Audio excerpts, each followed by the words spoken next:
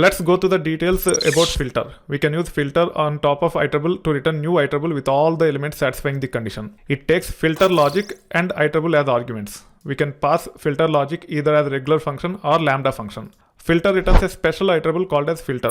We have to typecast to regular collection such as list to preview the data, or we can use for loop to iterate and print the data. Number of elements in the filter object is typically less than number of elements in the original iterable passed to it. Because we are going to filter out those records which doesn't satisfy the criteria, the number of elements as part of the filter object will be typically less than the number of elements in our original dataset. Now let me run this to actually create orders and order items by reading data from the files into the lists. Orders is of type list and also order items is of type list. We can preview the data in both orders as well as order items, and also we can run len function on top of them to see the number of records. To get the help on filter, we can say filter ?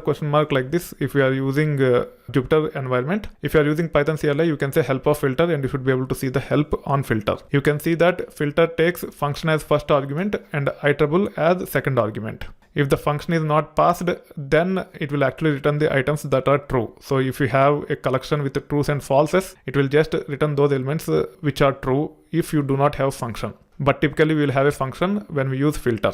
That being said, we need to pass a function with filter logic and an iterable to filter. Orders is iterable, and hence we can use that as the second argument to filter.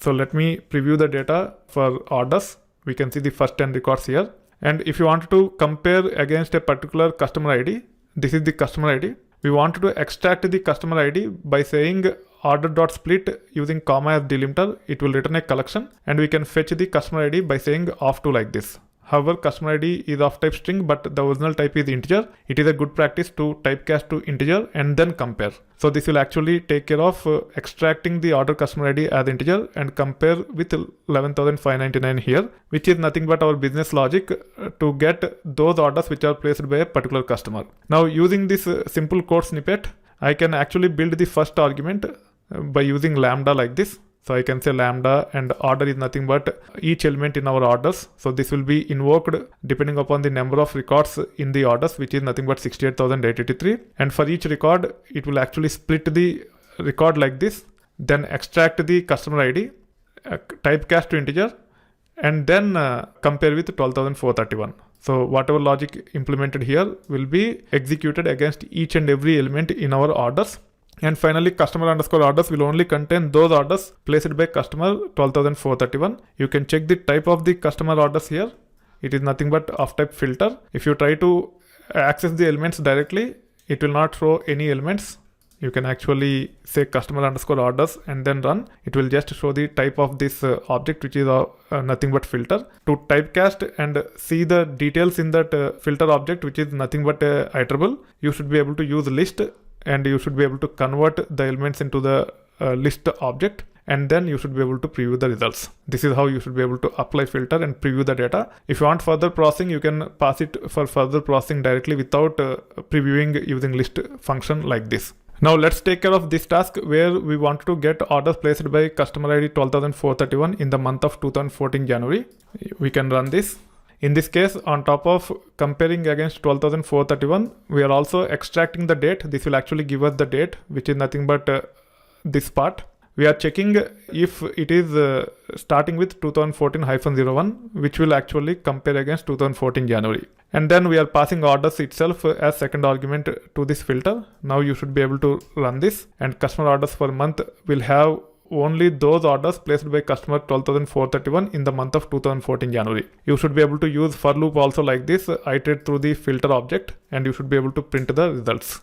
Either you can say list of customer orders per month to see the details, or you can also use the conventional for loop to actually print the results from the filter object. Now we just want to get those orders which are either pending or processing, or pending payment or processing for customer ID 12,431 for month of 2014 January. You just have to apply the logic like this. In this case, we are extracting the status and we are comparing the status against pending payment or processing. And this is how the logic will be. You just have to pass the orders, which is nothing but a list, which is nothing but iterable as second argument. For each and every order, this logic will be implemented, and you should be able to get only those orders which are placed by customer ID 12,431 in the month of 2014 January, which are either in pending payment or processing status.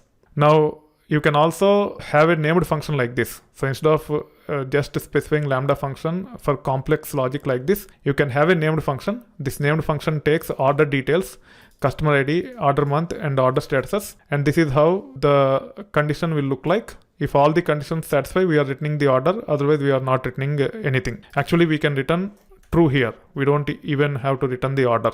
If all these conditions satisfy, we just have to return true.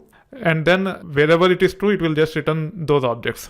Now I can run this. In place of lambda function, where I have implemented the logic directly, I am invoking this check order function. It takes order details as first argument. To get the order details, I am just splitting the order by comma, and whatever list that is returned is used as first argument for check order. And then we are processing the individual elements by saying int of order details of 2 to get the customer ID, order details of 1 to get the date, order details of 3 to get the status.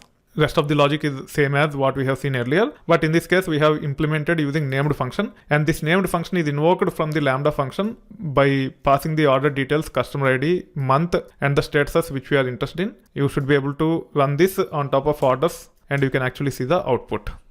So you can either use a named function like this or pass the logic directly as part of the lambda function. So make sure you are comfortable implementing business logics as I have demonstrated here with more and more examples, so that you can leverage the filter or any other MapReduce related functions in the pursuit of processing the collections. You should be very comfortable with these APIs.